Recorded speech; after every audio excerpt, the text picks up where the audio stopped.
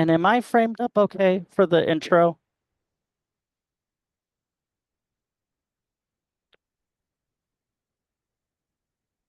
Yes.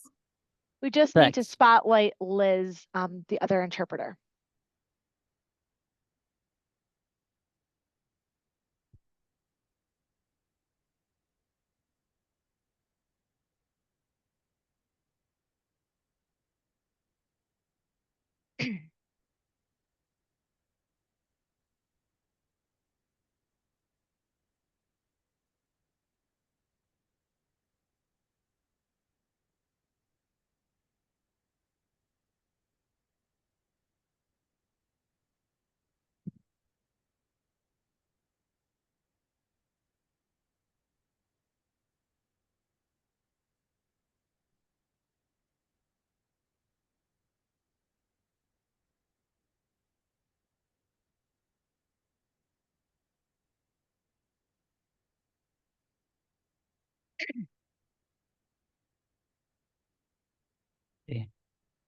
And Alex, if you wouldn't mind just getting that captioning link.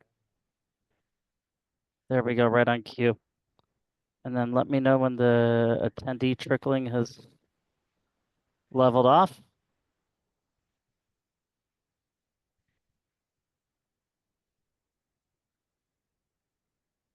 I think we're all set, Blaze. Okay, super.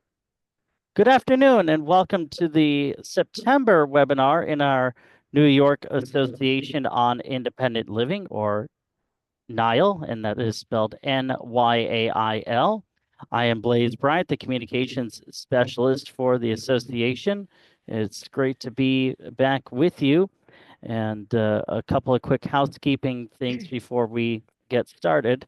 Number one is the webinar is being recorded, and I will do my best to get it to you by the end of the week. Number two, the chat is disabled as a screen reader accessibility accommodation. You can put your questions in the Q&A box, and I will assure you there will be time at the end for any questions. Last and certainly not least, there will be a survey that will be going out in an email with the recording. I'm going to try and get it into the webinar before it ends as well. Having some issues with that. So, but the survey is very beneficial in terms of getting your feedback on the webinar along with the future webinar ideas. So with all that out of the way, we have Christopher Woodfill, who is the Executive Director of the New York State Office for the Deaf, Deafblind, and Hard of Hearing, doing a presentation for us today. So without any, and I'll just note this for anyone who has a visual impairment, Christopher will be or is utilizing an interpreter who will be speaking on his behalf. So it's his material, and the interpreter is conveying the information. So take it away.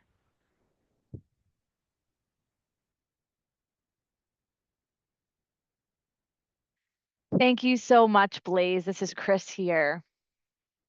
And welcome to all of you to the webinar today. Before we begin, I did want to first and foremost thank Lindsay Miller, of course. Thank you so much, Lindsay. And thank you to Blaze as well. And thank you to NYAIL for inviting us and to make today's webinar possible. I think today's intentions were twofold: to also introduce you to our office and to reach out to the independent living centers to inform them about our office, the New York State Deaf, Deafblind, and Hard of Hearing office, as well as Blaze and Lindsay have been working with myself and Rachel as well, who's here in our office. She is my interpreter. She's interpreting for me today for this presentation. The four of us have been working together. We developed a survey. That survey was sent out to all 32 ILCs here in the state of New York. We've asked some questions and we've collected information from all of you. Today, I plan on presenting the results of that survey. So again, to present our office, who we are, and also to present the results of the recent survey that was sent out. I'll speak more on that in a little bit, but very excited for this opportunity. Again, thanks so much to you, Lindsay, and for Blaze inviting us here. I'll start with introducing our office. And we will go to the second slide, if you don't mind, and we will show our welcome video. So go ahead and show that video.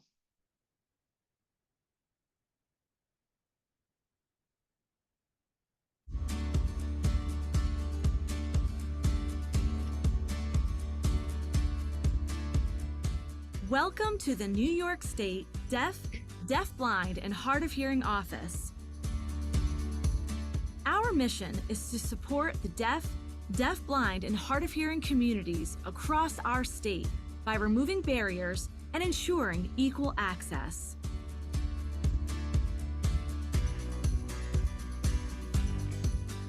We're dedicated to providing a welcoming environment where everyone is respected, affirmed, and empowered.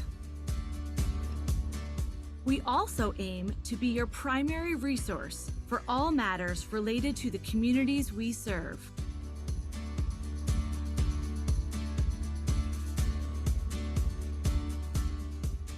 We are a team of two, deeply committed to making a big impact. We've traveled across the state to connect directly with stakeholders and community members like you. The issues that matter most to you are central to guiding our work. The Interagency Coordinating Council, or the IAC, plays a key role in shaping our priorities.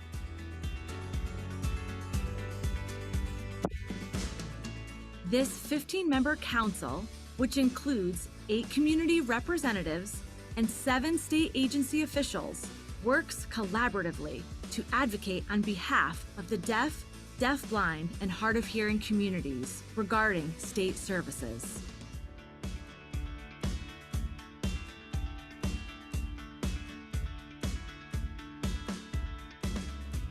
As part of our commitment to transparency, we've published a comprehensive annual report on our website that highlights our achievements and outlines our future plans. This report offers an opportunity to see our progress and learn what lies ahead.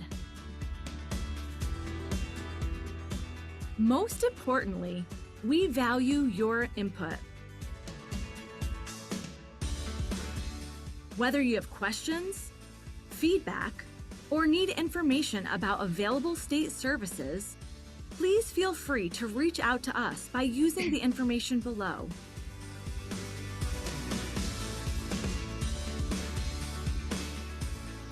Your feedback is invaluable in helping us better serve your needs.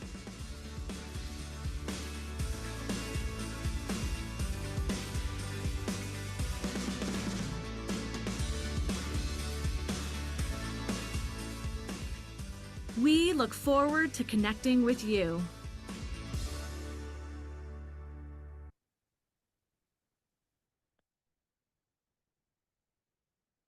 Okay, great, perfect.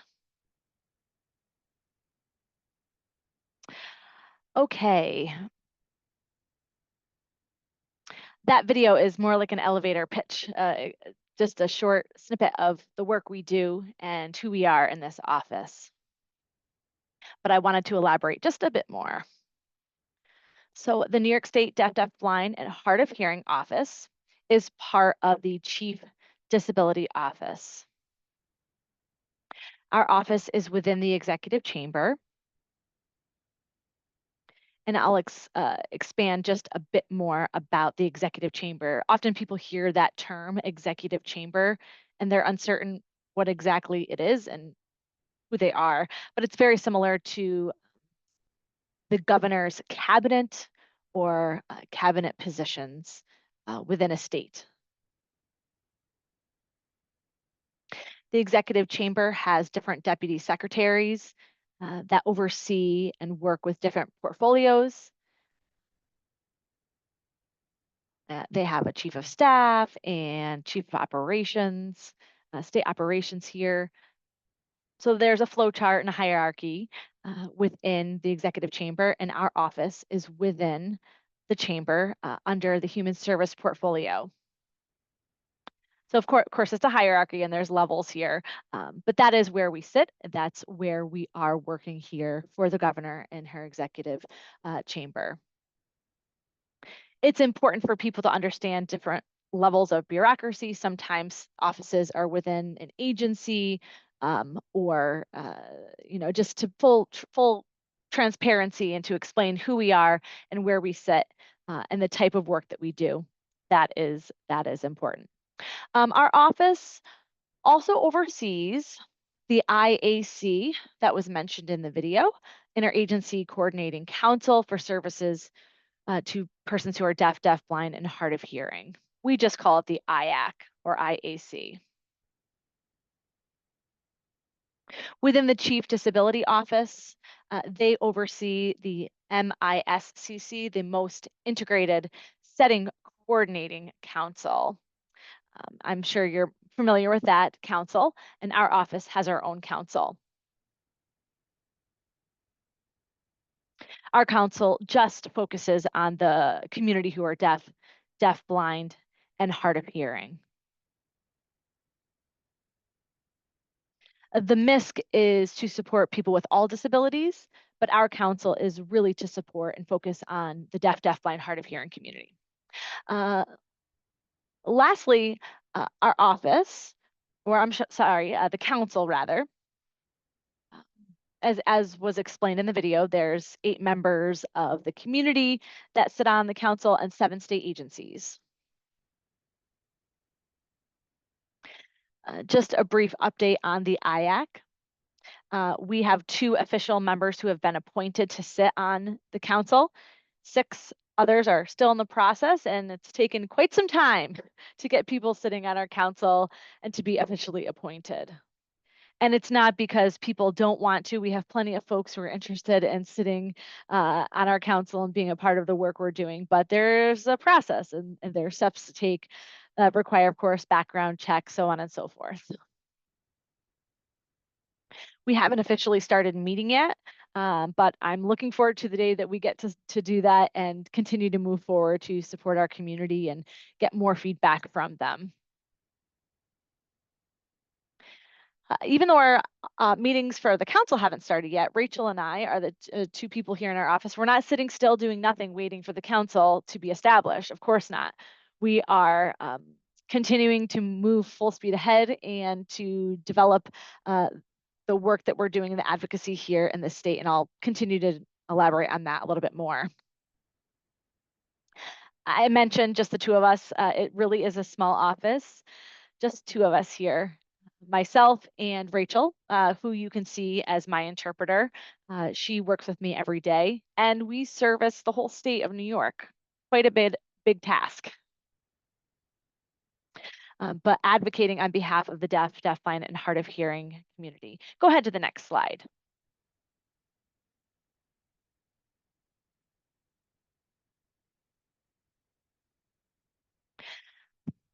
I did want to share our mission, our vision, and our value statement with all of you today to be familiar with those statements and what our office represents. Our mission, and I will read it, is to improve the quality of life and to break down barriers that prevent equal access for the deaf, blind, and hard of hearing members all over the state. Again, improving quality of life and making sure we have equal access. Number 2, our vision statement. is that we envision a world where deaf, deafblind, and hard of hearing people lead barrier-free lives and have equity with their hearing peers and hearing people in the state. That is what we envision. Lastly here, our value statement. It's important for all of you to know and to be aware of our office, that we value a welcoming and safe space for the deaf, deafblind, and hard of hearing people, a place for them to interact with us, to communicate with us, to feel respected and heard in this office. Our office is also a resource for anyone here in the state about anything related to the deaf, deafblind, and hard of hearing communities. I'll go back to the survey a little bit more, but when we often, read survey results, maybe people didn't know that they could refer to our office, but we are a resource, and that's one of the reasons we wanted to present to you today, to support your offices and your independent living centers. Okay, next slide.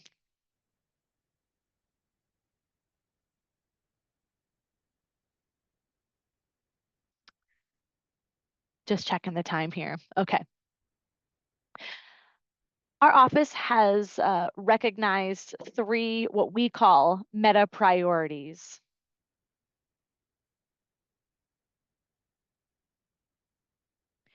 Each priority I could elaborate and expand on a bit to help you understand where we came from and how we came up with these priorities. The first is access to language. That is the what language. It really depends on which community we're talking about, the deaf community, the deafblind, or hard of hearing communities, because their language looks different. The deaf community tends to use American Sign Language or a signed language, but here in New York and in the US, we emphasize American Sign Language. That is their language. The deaf-blind community uses a variety of ways to communicate in their language based on how they become deaf-blind. They may use ASL. They might be a culturally deaf-blind person who uses ASL in the limited vision they have. They might use tactile American Sign Language, or another language that the deaf-blind community is using is called pro-tactile language. That's emerged and has really rapidly taken off within the deaf-blind community. There are still some deafblind individuals who never learn sign language, and they still rely on English as their primary language. You'll see a variety of languages used in the communities that we serve and we represent, either ASL, tactile ASL primarily, and or written or spoken English. And they rely on potentially another language as well if they are coming here from another country. And each community accesses their language in a different way. Some hard of hearing people rather might access their language in captioning or in different devices. And I'll speak to that now. So access to communication is really the how. How do we get access to that language? The deaf community often utilize the use of a sign language interpreter.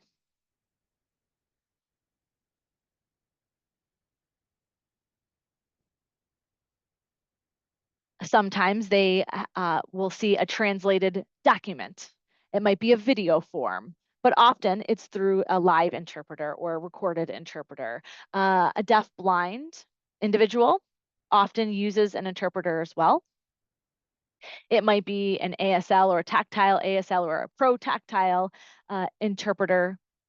I will also say and mention that there's some deaf-blind who rely on the hearing, the residual hearing that they do have, and they might access assisted listening devices or Braille, things of that nature, variety of assisted listening devices.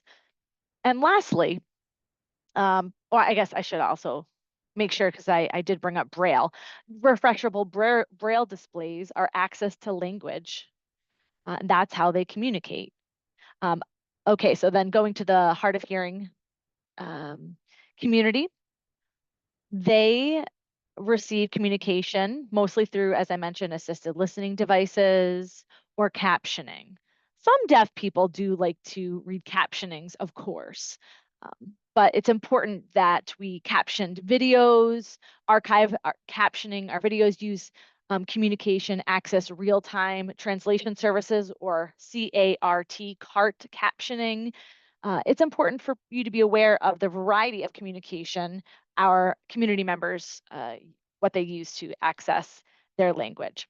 And lastly, access to information. That's the why. That's why we're talking about language and communication. They utilize that to receive information. Without having those devices or that language, they wouldn't have access to information. And if you don't know, you can't access services. That is one of the reasons why many deaf people or deafblind or hard of hearing people feel very isolated, because they don't have access to their community and access to the information that's available here at the state level. If they don't know because it's not in their language, or they don't have the communication devices to be able to access that information. So we've recognized the what, the how, and the why.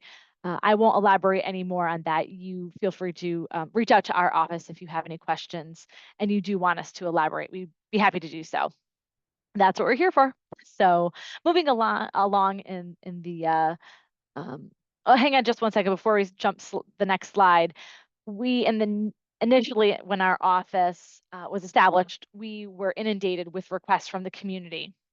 And we started to recognize all these different types of requests coming out.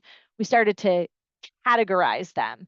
When you're in the moment and you're just seeing all these different types of requests coming at you, it's a flood of information and flood of requests. We were able to just kind of take a step back and recognize some of these are issues to access to language, and some of these requests are access to communication, and some of these are access to information.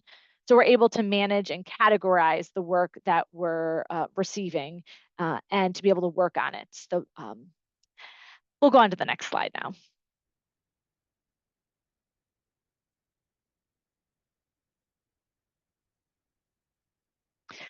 This slide I will just briefly mention. The work that we're doing is not just the two of us deciding what to pay attention to, certainly not. We are in regular communication with our stakeholders, and we are not working here in a vacuum. It really is imperative for us to partner and to collaborate closely with various stakeholders here in our office. We learn from our stakeholders what's going on in their regions, challenges that they have, and barriers that they have. And we are able to prioritize based on those. We work together with our community partners to improve quality of services and improve quality of life, breaking down barriers and providing more access to the deafblind community by receiving from them and then hopefully giving back to them. It's a two-way communication, and we've continued to advance the work we're doing based on these partnerships. I mentioned the Interagency Coordinating Council, and again, I mentioned 7 agencies, state agencies are working in that council. You could take a look at our annual report and read about those agencies. But we partner closely with all of them and to make sure that their services are accessible to the community. And also sometimes they struggle with how to provide services. They want to be accessible, they just don't necessarily know how. So we're working with all of them.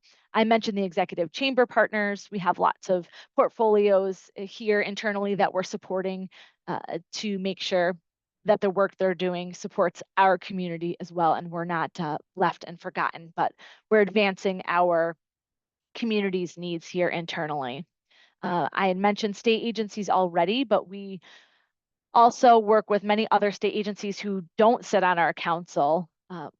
There's several other agencies. We have, in fact, 96 state agencies in the state, and We've probably partnered with 15 to 20 of them so far on a regular basis to advance our work and to support their accessibility within their state agencies.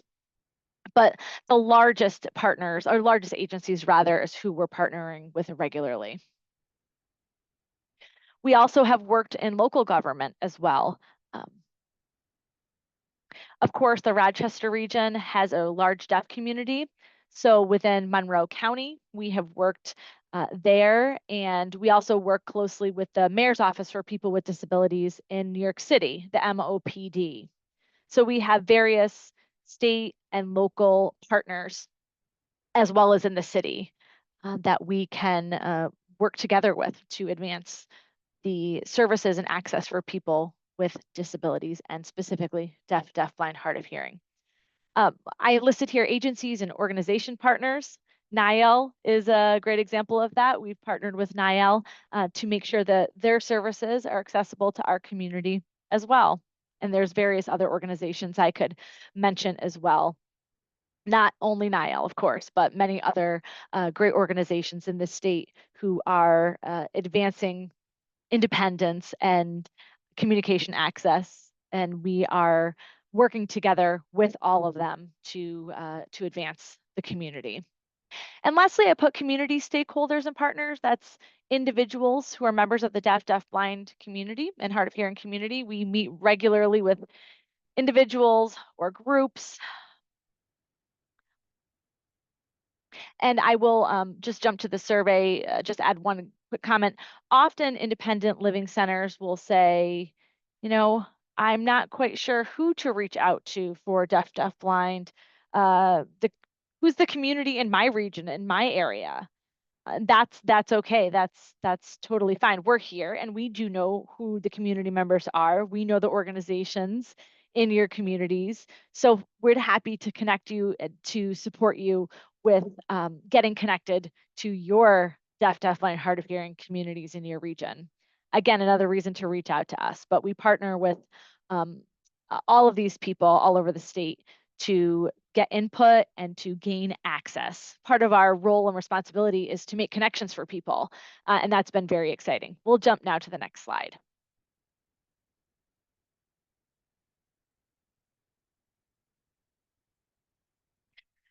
Okay, I will no longer talk about just what our office is doing and who we are, but now I did want to spend a majority of the time talking about the survey that I had mentioned, but feel free to reach out to us anytime if you have questions about our office. Okay, this survey project just happened last month. We did meet with Lindsay and Blaze to talk about this idea and to learn more about what services are here in the state in independent living centers. So it's been a great time partnering with NYL to conduct this survey. The survey was really what we're calling a gap analysis to see what services are out there. And I'll show you some of the great services that are out there, as well as what's missing here in our ILCs in the state. Number 3, the results of this survey will guide our continued collaboration that we have here in our office and with NYL. We will continue to work with them to focus on results and to focus on the work that we can do. Lots of issues that have come up. It's just an opportunity. It's great to have the data, though, to prove. I mean, we can't just talk about what we think is happening, but we needed to reach out to all of you to have the evidence of what is there and what services are already established, and then what is in reality still missing, or what the gaps are in the services.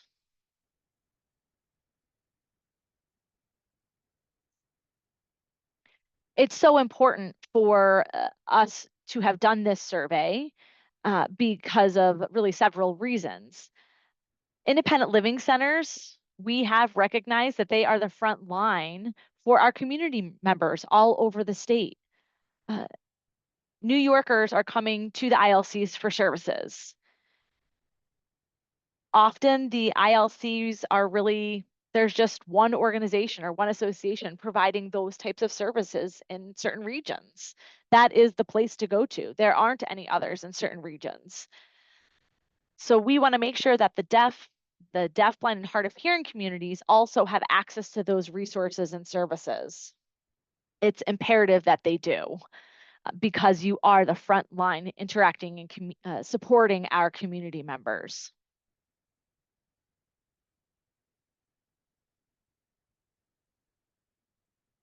If we don't incorporate and include the deaf, blind, hard of hearing community members, where else are they going to go? We have to make sure we're linking them to services and linking them to resources as well, just as they're hearing New Yorkers are receiving services and/or benefits. That's the goal of the work we do and the goal that the ILC should have as well. That's the why of the survey. Lastly, here on the list, we have been able to identify opportunities and also outreach opportunities for ILCs in their own community members. Some ILCs have already partnered with deaf, blind, hard of hearing community members, and they're doing a great job. And other ILCs responded that they don't know who's out there, that they're not really reaching out and getting connected with our community members. And maybe the deaf community is not reaching out because they feel it's not accessible. So we have been able to recognize some opportunities and need to take advantage of those opportunities to support our community members and to provide accessible services to them.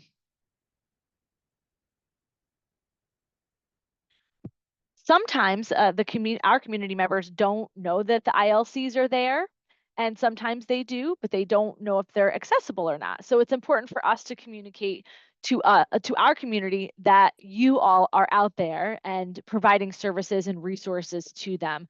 We often do refer your offices when people reach out to us about, what services are there for housing or transportation. We often say, contact your local ILC. So we want to make sure the services we're referring to are accessible to them. We'll go to the next slide, Lindsay.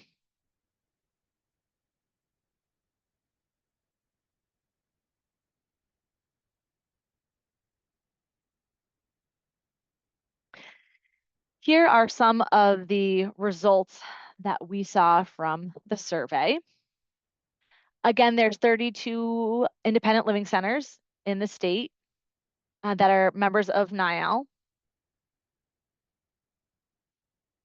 And it was NYL who sent out the survey. It wasn't from our office, even though we worked together to develop the survey together. It was NYL who sent it out to all of you and the ILCs.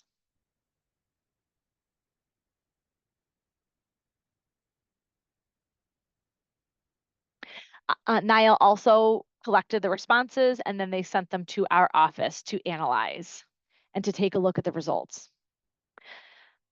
So here they are. 14 ILCs out of the 32 responded to the survey and filled it out. That means obviously 18 did not, but that is about a 44% rate of response. In the survey world, it's actually pretty good, 44% return rate. I think most have a 15 to 30% response rate. Anything above that is considered a good response rate. I always, of course, like 100% response rate, but that's okay. 14 of the ILCs responded, and it gave us enough information to look at the landscape in the state and the ILC services that are happening or in fact not happening to support our deaf, blind, and hard of hearing community members. We did receive a lot of good information, and we'll share that with you now. So within those 14 responses that we received, 7 of them had indicated they do have a dedicated program that serves our, we'll call DDBHH for deaf, blind, hard of hearing community. So 7 out of the 14 do have a specific service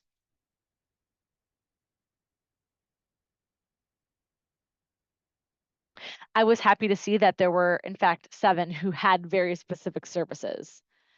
And the other 7 responded, we do not have a specific program for our deaf community here in whatever region they're serving.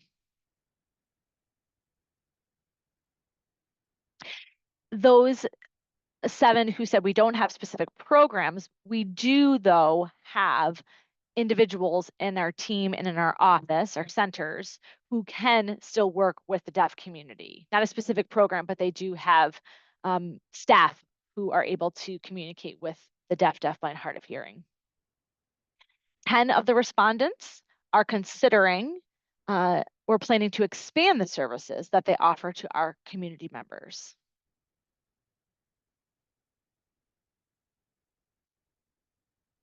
Which was great to hear that there's 10 who are interested in increasing or planning to expand. And 4 said that they're not. They do not plan on, expanding, and that they're good with what they have.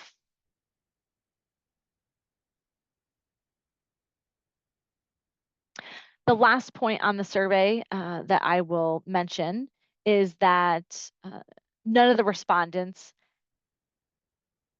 did indicate that they had to close down their deaf, deafblind, hard of hearing services. So it's out of those 14 who responded, none of them said that they needed to close down services.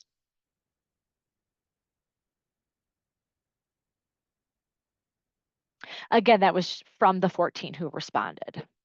We'll go to the next slide.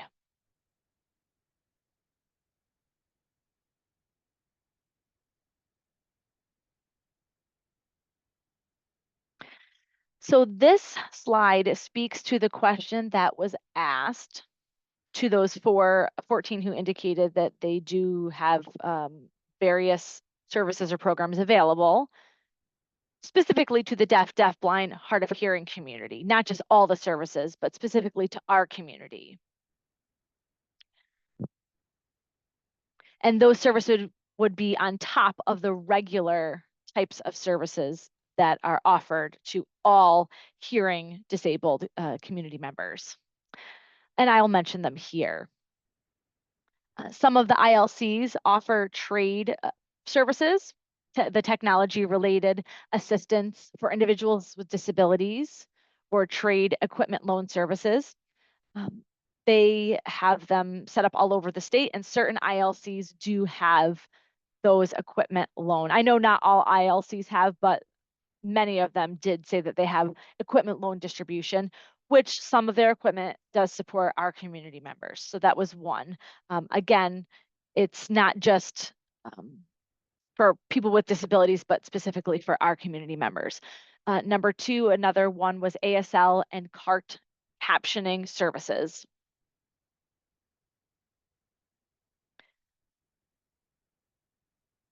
I think that there was 4, maybe 5 of the ILCs that provide ASL interpreting services, which is a fee for service, but that money that they collect as the service that they have, the ILC interpreting services, that money supports the remaining services within their ILC. I thought that was interesting. They're collecting money by running an interpreter agency basically within the ILC and supporting other deaf, blind through that. I just thought that was quite interesting. Maybe it's an opportunity for others to do something similar within their own ILCs. Just an idea. I think that there were, again, was 4 or 5 who did offer such a service. We'll talk about funding and sources of revenue in a future slide, but you could through ASL interpreting or CART captioning services as well, if you are providing that type of service, a fee for service. It's communicating and providing communication access, but it's also generating some revenue, which is great. Of course, advocacy, number 3, lots of the ILCs have advocacy work that they specialize to support the deaf, blind, hard of hearing community in various areas.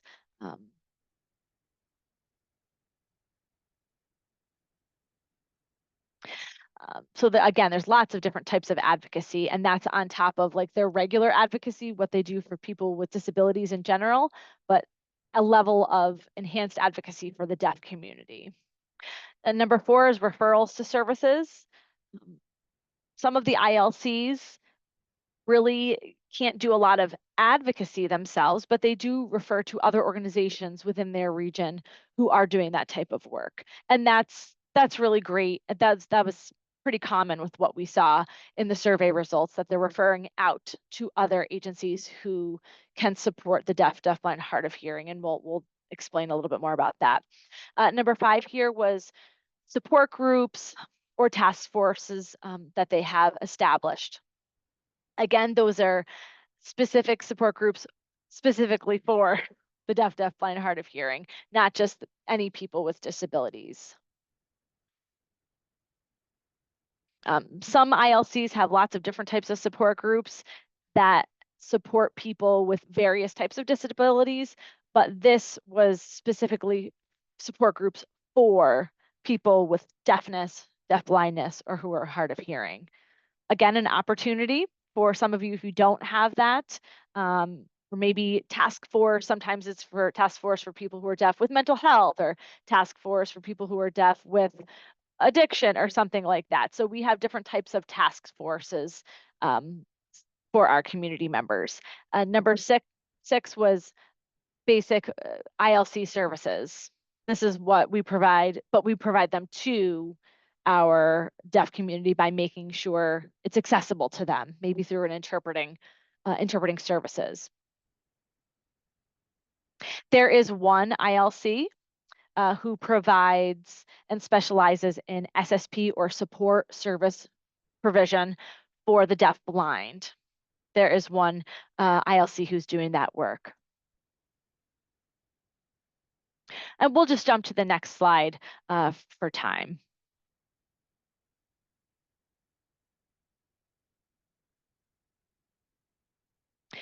I did want to mention about funding because I noticed that funding varies in order to provide services to the deaf, blind community. So there's a variety of ways and places that they're receiving additional funds to support these programs. And I did want to mention, I think it's important to recognize where the funding comes from.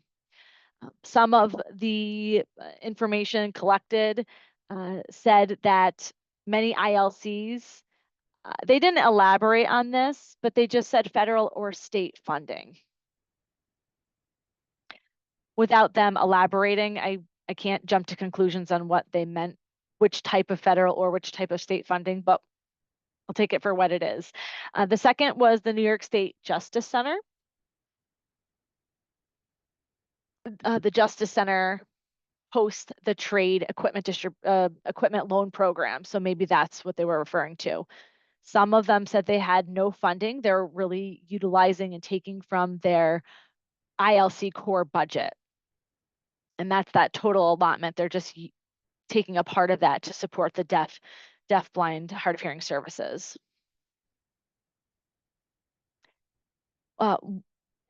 State education, New York State education, specifically, it was their Access VR, that type of funding, or transition services through Access VR.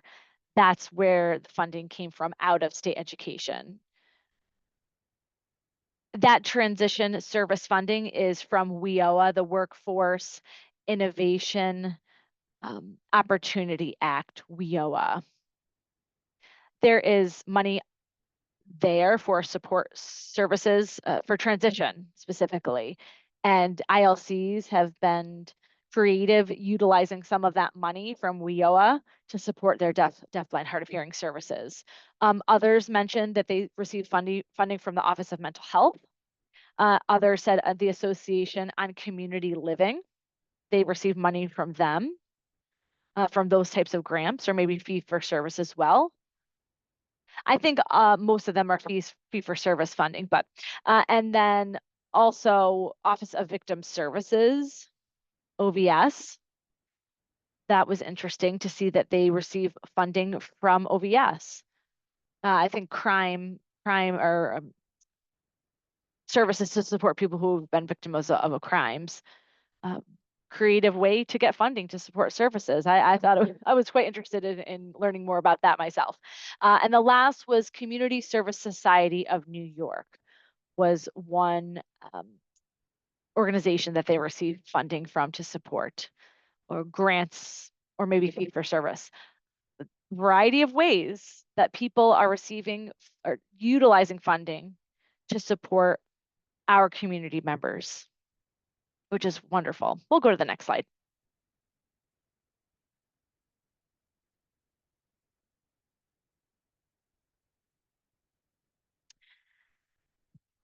One of the questions we asked was, does your center identify, or have they identified a need for services to the DDBHH community?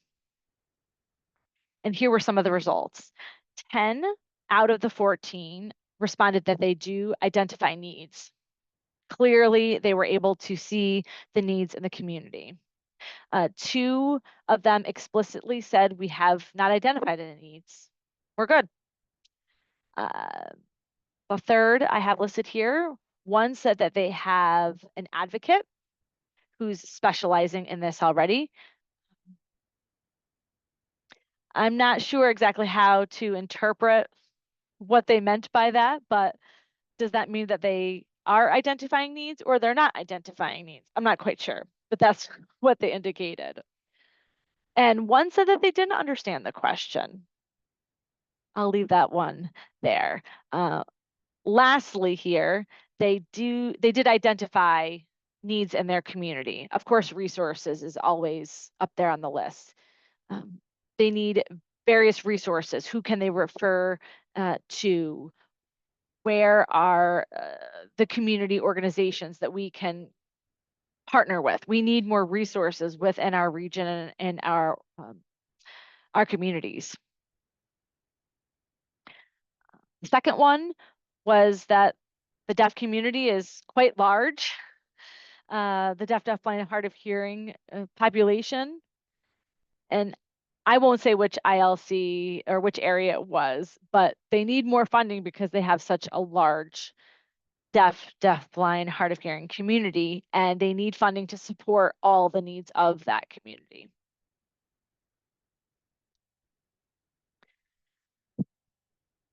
We need money to support these services, and I understand that.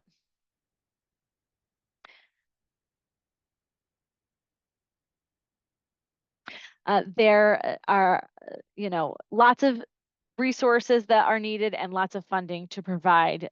Again, every single one of them said funding is needed. So I could emphasize that all day long. But yes, we recognize the need for resources and funding. One ILC did say that they felt very overwhelmed in providing services to the DDBHH community because they don't have enough and they feel stressed and overwhelmed by the need of the community. Yeah. Okay, moving on the list here. People have recognized the need. They've identified the need for advocacy and communication to train people on a variety of topics.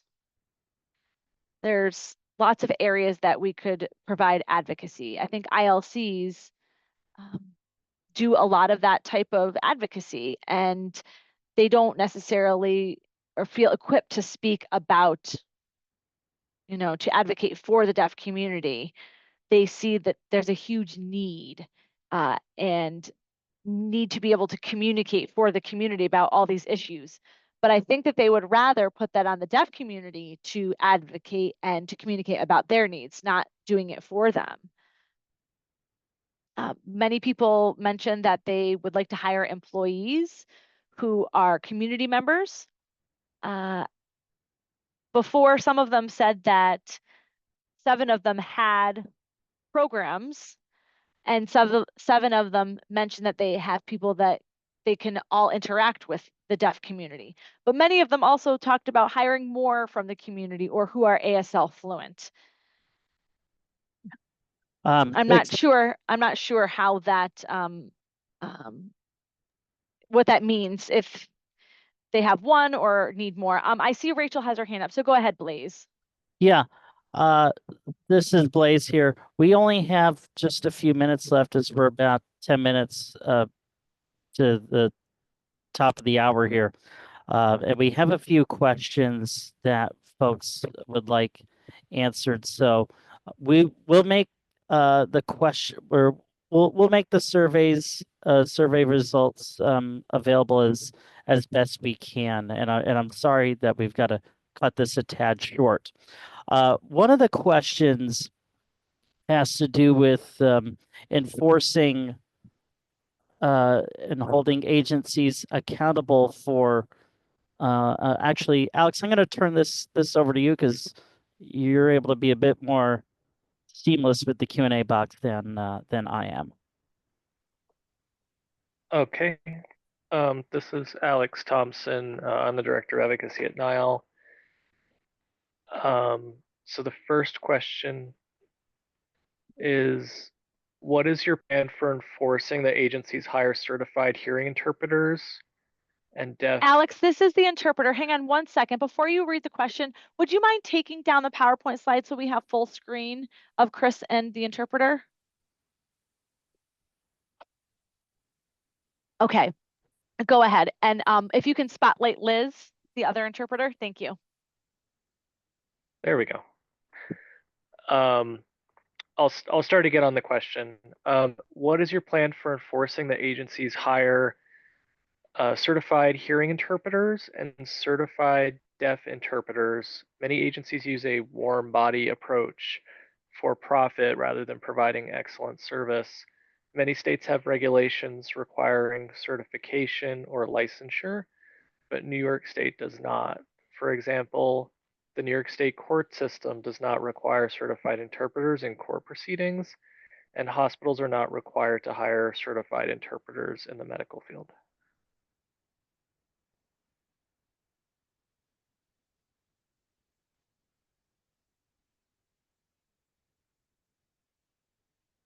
So this is Chris here. Thanks, Alex. That was a really fantastic question, whoever asked that. I will clarify, New York State does have no, I will emphasize the zero. They have my favorite word, I always say, or phrase, zip, zero, zilch. We have nothing here in New York State. We have no requirements, no standards for interpreting services. Unfortunately, there's not requirements or mandates for credentialed interpreters. That said, it would require legislation in order for us to mandate certification or licensure.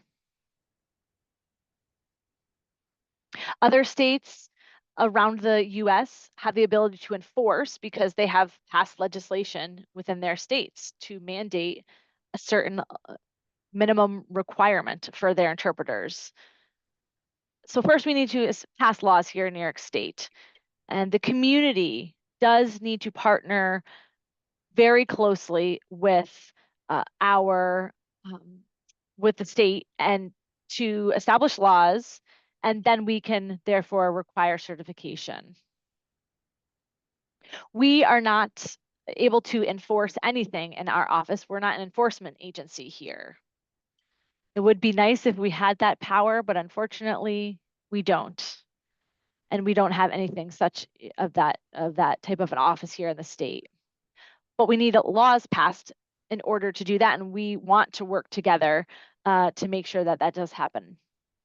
All right, Blaze, here we have time for one more question, and the rest, I will get the rest of the questions to you, and if anyone has any questions directed for Chris, I will provide his contact info in the follow-up email. So we got time for one more, and then we need to wrap it up. All right, I'm gonna kind of combine these two questions from Maria and Julia because I think they're kind of related to the same topic.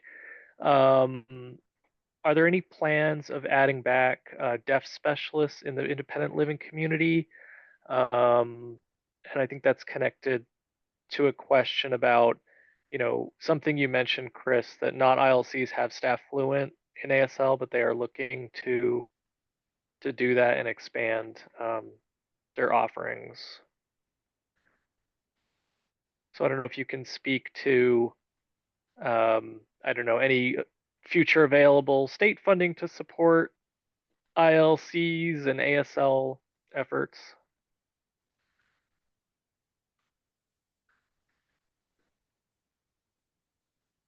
Sure, this is Chris here. There is no specific plan.